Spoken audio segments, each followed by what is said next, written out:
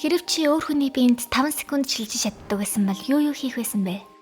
Өнөөдөр та нарт Шарлотыг ярьж өгье. 夢にまで見たような世界で争いもなく平和に暮らしたい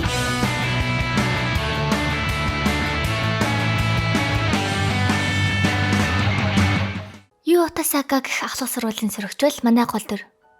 Нүдэнд нь харагдж байгаа бүхэл хүний биед 5 секунд шилжиж чадна. Тэр оронд харин бие нь хонг болдог.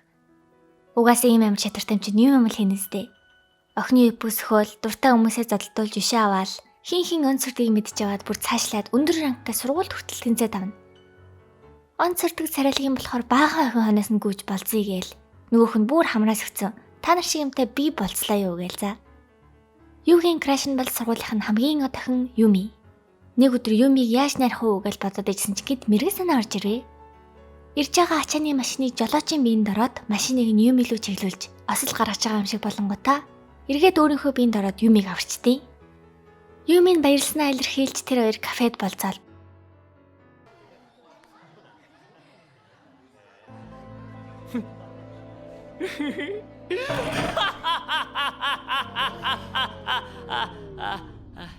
бүх юм сайхан явж байтал гай газарт ороос гараад ирнэ.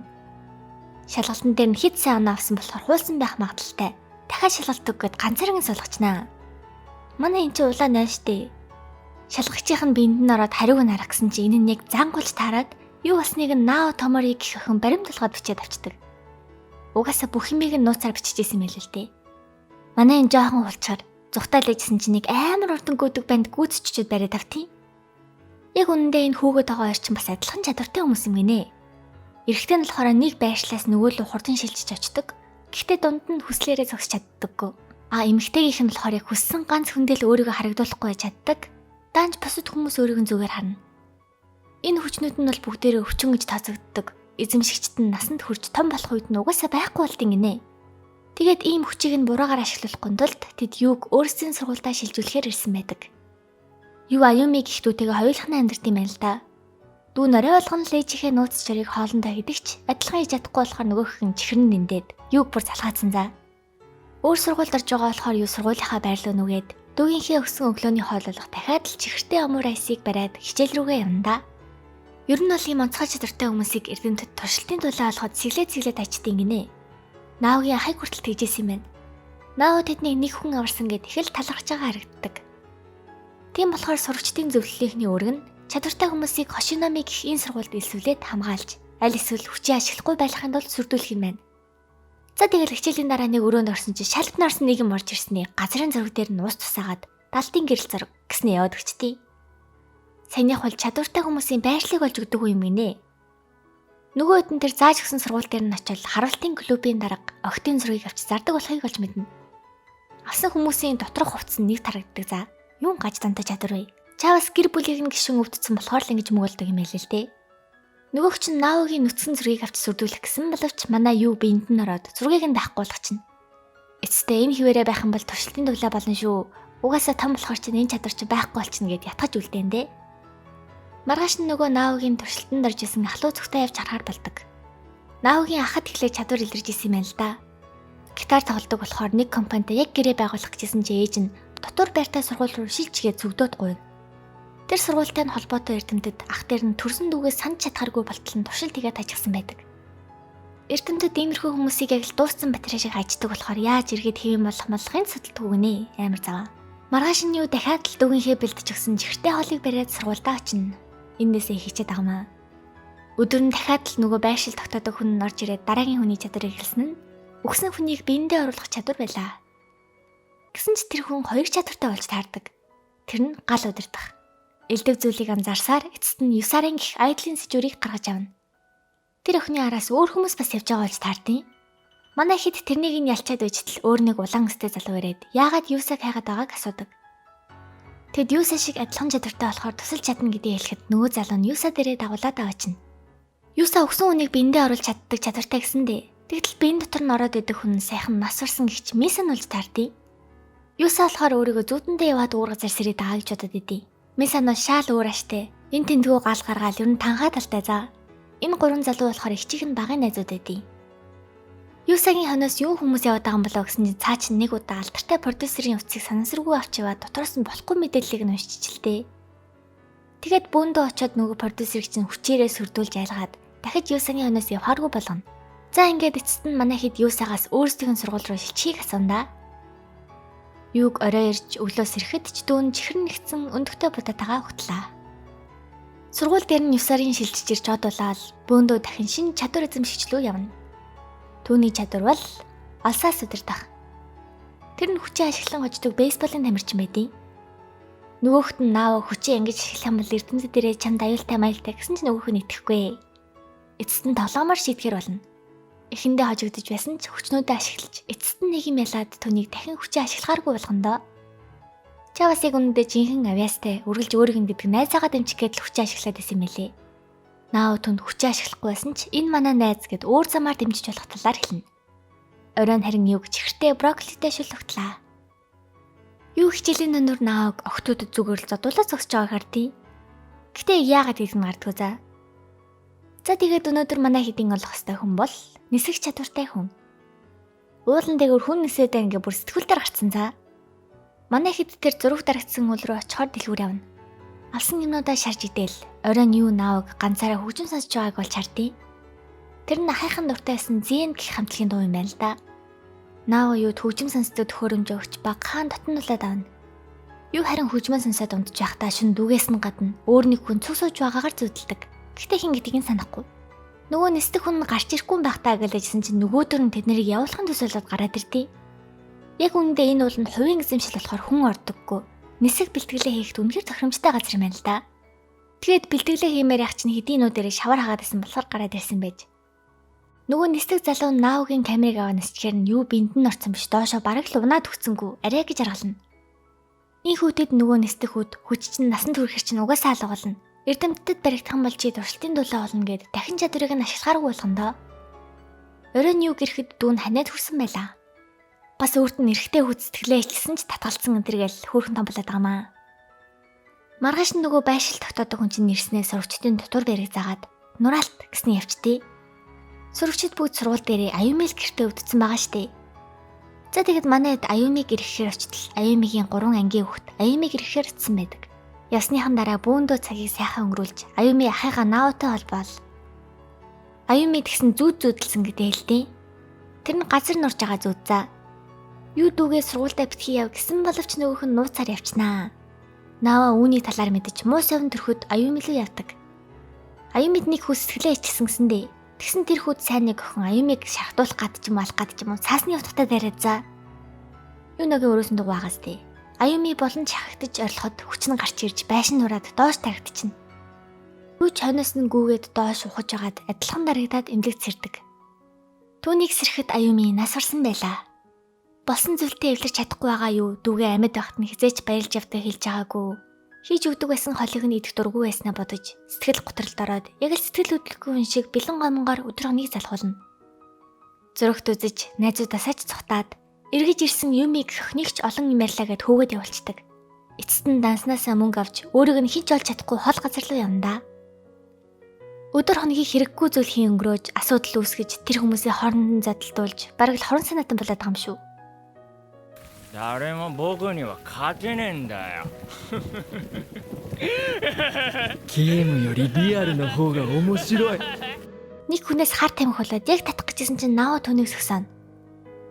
Бүх цаг хугацаанд наав өөрийг нь харагдaltaгүй дагаад явжсэн юм лээ л дээ. Наав юуд хийсэн олыг нь ганц л албагдчих юм бол дахиад хэрэгт нь хошууд өрөхгүй гэж хэлээд гэрлүүгээ дагуулад явдаг. Харин түүний хийсэн хоол нь дүүгийнх нь үргэлж хийдэг байсан чихэрлэг савастай омор айс байлаа. Юугийн сэтгэл санаач дээрдэж ганц салбаг биш бүгдийг нэдсэн болохоор эргээд сурагчдын зөвлөл рүүгээ буцхааруулна да. Наав ахыхаа дуртай нөгөө зэн гэх хамтлагийн тоглолтыг юутай үзэхэр болно. Юу хичээлийнхээ дараа явж байгаад нэг хараагүй үндэ санамсаргүй таарсан нөгөө зэн хамтлагийн дуучин мал таардیں۔ Хараагүй мөртлөөл юугийн амьсгал ярьж байгаа байдлыг сонсоод сайхан дотны үнэ алдаад гонигтай байгаа юм да гээл за. Юу түнд юу басныг хэлж дараа нь өөрийнх нь фэн байсан наавгийн ахтай уулзч болохыг асуудаг. Хэдий холч гисэн ахлуу начихтаа юу яг яагаад наавгийн төлөө ийм их юм хийж байгаагаа сайн ойлгодоггүй. Дуучныг дотор ороход ах нь яг л байдгаараа хүнжилнийхөө өдийг сугалж өөрийнхөөрөө бол хөгжим зохиож байдаг. Нөгөө дуучин дуулж эхлэхэд харин ах нь хоолойг нь таньсан мэт тавьширч "Нао" гэж хэлнэ. Эцэст нь буцаж ирэхэд юу Наогоос ах нь одоо түүнийг таньж байгааг сонсдог.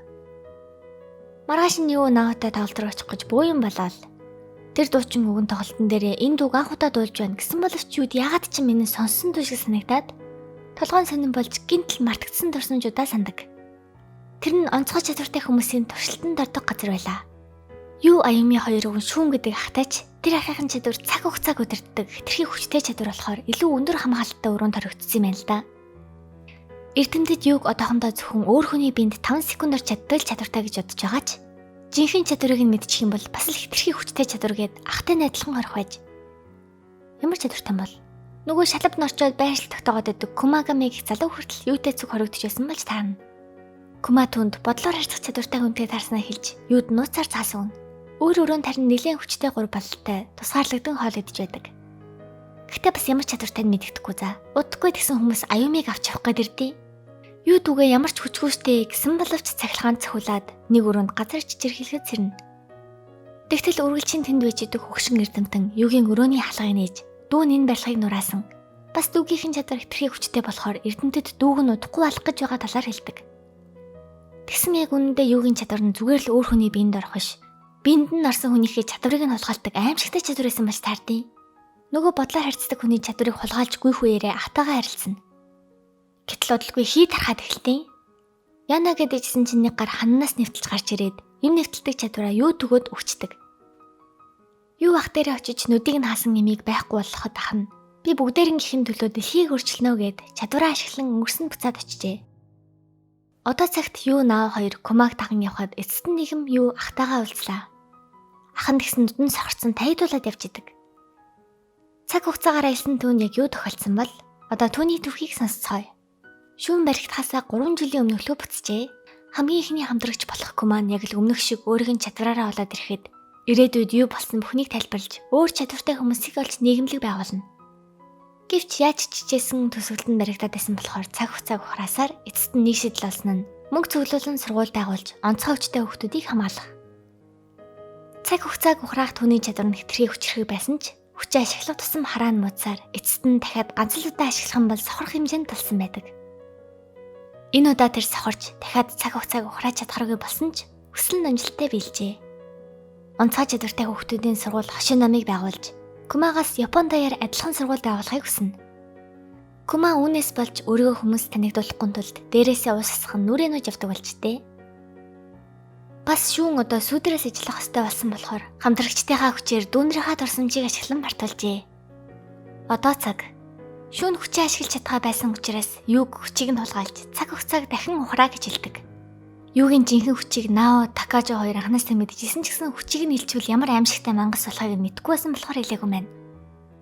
Бас юугийн өмнө нь биеийг нь эзэлсэн бүх хүмүүс хүчээ алджээ. Юу шүний биеинд орж чадварыг нь аваад цаг хугацаагаар аялахад Аюмигийн чадварыг анх олж мэдсэн өдрөөс ирлээ. Юу энэ удаа зөвхөн Наотой зүг дүүгээ эргэж ирээдүгээс ирснээ тайлбарлаад дүүгийнхээ биед орж хүчийг нь хулгайлна. Дараа нь нөгөө яндараа охин Аюми лүү дарахыг мэдж байгаа болохоор дүү дээрээ очиж цон хаглаад нөгөө яндараа охины үсэмсийг нь хайжлаад алаад өглөө. Ингээд ашгүй дүүгээ аварч байгаа юм да. Тэднийг гарахад Кума ахлуу наваачгаар ирсэн байлаа. Юу ахта ирээдүгээс чадварыг нь хулгайлаад ирснээ хэлэхэд ах нь юу хэд хүчтэй учраас одоо түүний хойноос явж байгаа хүмүүс их. Эндх шиг аюулгүй газар байхгүй болохоор насанд хүрч хүчин айлтал эндэ бай гэж хэлдэг. Тэр нь эрдэмтдийн газар.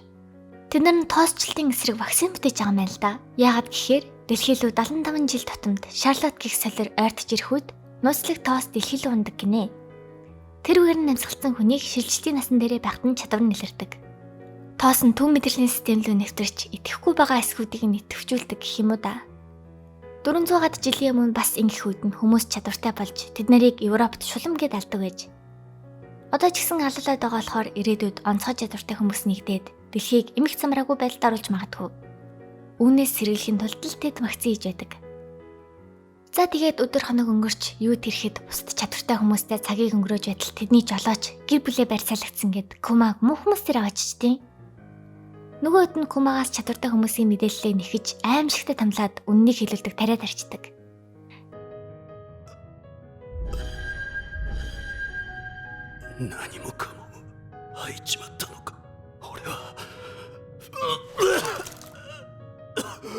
Тэгээд Наог барьцаалж юуг оронд нь авах гин. Явуулахгүй бол нөгөө жолоочин гэр бүлийг ална гэд хэцүү юм болно. Юу Наог барьцаасныг сонсож уурлан заавал аврахаар явдаг. Тэгсэн нэг намхан юм гүйж ирснээр нэг нүдийг нь сахлаад цаг хугацаагаар айлж чадхааргүй болгочтий. Тэгээд хутга зодтол юу орилж нураадаг чадвар нь итгэвчээд байшин тэр жигтэй нурдаг. Манайхэд очиод барьцаалагдсан хоёрыг олоход Кума Наог өөрийн биеэрээ хааж төмөрн цөлбөлөн аварсан байлаа.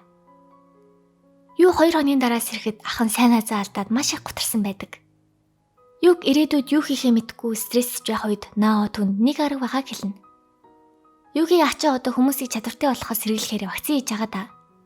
Чадвар нь байсаар байгаа цагт тэд зовх учраас юу одоо бүх чадвартай болон удахгүй чадвартай болох хүмүүсийн чадварыг хулгайлах ёстой. Гэсэн чинь энэ аюултай. Хэдэн зуун мянган хүний чадварыг хулгайлсаар оюун ухаан нь самуурч дэлхийг ч усгаж чадхаар хүчтэй нэгэн болох болно. Их хэцүү ч гэсэн энэ л хүчтэй хүмүүсийг хамгаалах цорын ганц арга.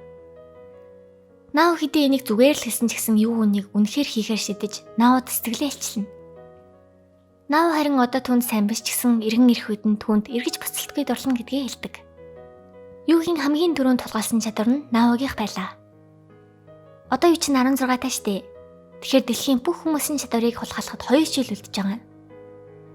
Бүх юм баглаад явах гэж байхад Нао түнд хэрэг болно гэд өөрийн гараар өгсөн англи хэлний цэнхэр тол бичих шиг дэвтэр өгнө. Ингээд түүний аялал эхэллээ. Манай юу өөр улсад очиод хамгийн түрүүнд болох ёстой байсан чадвар нь бусад хүмүүсийн чадварыг олдог чадвар байлаа. Бас хөөхөн Наогийн өгсөн тол бичгийг ашиглаад байлгалтчихнаа. Бодол уншдаг чадвар төрүүлж хулгайлаад цаашлаад бүх чадвартай хүмүүсийг газрын зураг дээр хөдөлж байгаагаар харддаг чадвартай болно. Дэлхийд даяар хүмүүсийн чадварыг хулгайлж бүр нэг нүдэд өхлийн бурхан очтой болоод авдаг. Хөлдөөдөг чадвар, орчуулдаг чадвар, өвчин хөндрүүлдэг чадвар өнтер гэж явсаар шинж тэмдэг нь гарч ирсэн тэгчдтэй таана. Энэ чадварыг чинь өвчин гэдээсэн да. Тэгэхээр өвчин хөндрүүлдэг чадвараа ашиглан тэдний хүчийг гаргаж ирснээ аваад эхэлнэ. Одоо тэгэхээр явсан газраараа бас дахиж яваад тэгчдээс чадварыг нь авах хэрэгтэй болчихж байгаа. Дараа нь энэтхэг Перугээр явж уг нь эмчилдэг чадвар болж авдаг л да.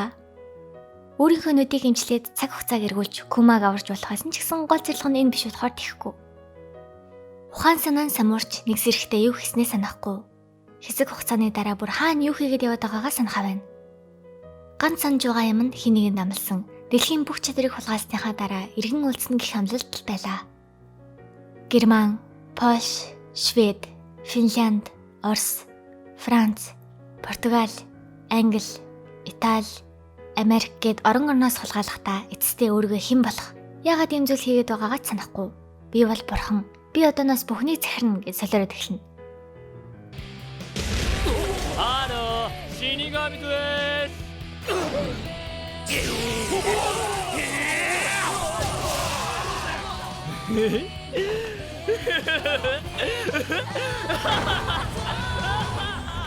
гэсэн ч нөгөө цэнхэр дэвтрээ өшгөлөх үедээ өөрийн ирэхгүй гимшин уйлж яагаад үлдээд байгаагаа ч мэдэхгүй за. Шантрах гих болгон тэн цэнхэр дэвтэр нь түүнийг үргэлжлүүлэн явуулж байлаа. Сибирь, Камбожоор явахдаа бүр бүхнийг алт болгож хувиргадаг чадвартай болсон. Туркээр явахдаа пуужинд оногдсон ч яахчгүй өргөс гаргаж чаддаг чадвартай, шилжиж чаддаг болсон байдаг. Сүлдэж чинээндээ тулаад эцсийн үнлүгээ явж яхад нь ардаас нэг хүн нумсмаар харавчна. Одоо юугийн толгойд амар их мөнгө амлсан байгаа штэ. Нөгөө хүн нь баясаад очиж яхад нэг жаахан хааснаа. Би яаж ч байсан эндээс хөдлөхгүй гэд юу хамгаална. Тэр бол эрд зөрөг гих хүчтэй эцсийн чадвартай хүн байлаа. Одоо гэртээ харахад үлдсэн ч нөгөө мөнгөнд шөнсөн хүн нь хойноос нь харваад унагчнаа. Яг авч явах гэж ядал онгоц тэнгэрээс бууж шүүн орилсоор хүрээд ирлээ. Юг сэрэхэд нар шарж нэг охин чи амлалтаа биелүүлжээ гэж сууж байдаг. Хин гэдгийг нь асуухад харин цочирдсан царай гаргаж гунигтайгаар нэмсгэлнэ. Тэр охин түнд өөрийгөө найз охин гэж танилцууллаа. Энэ бүхнийг амжилттай дуусгахад хүч болсон царын ганц зүйл болох тэр ноорхоо цэнхэр дэвтрийг яг үндэ энэ охин өгсөн гэдгийг сонсдог. Цаг хугацаа өнгөрч амьдрал амар тайван болжээ. Одоо Наогийн камерт зөвхөн тэдний амьдралын жаргалтай зүйлс бичигдэхэл үлдлээ. За ингээд манай ани мад жаргалтайгаар төгсд юм да. Миний хоол үзсэн болохоор хоолоо уцсаал яриад байлаа. Тэгтээ сонин сонсогдсон байж магадгүй. Манга дээр болохоор юу л Наото үерхсэн бас нөгөө хамтлагийн дууг сонсоод иж агаар тусдаг. Угаасаа тэр хөгжмийг сонсоод өмнө дурсамжин сэрэгжсэн болохоор сэргсэн ч гэж магадгүй, үгүй ч гэж магадгүй. Ер нь open end байсан.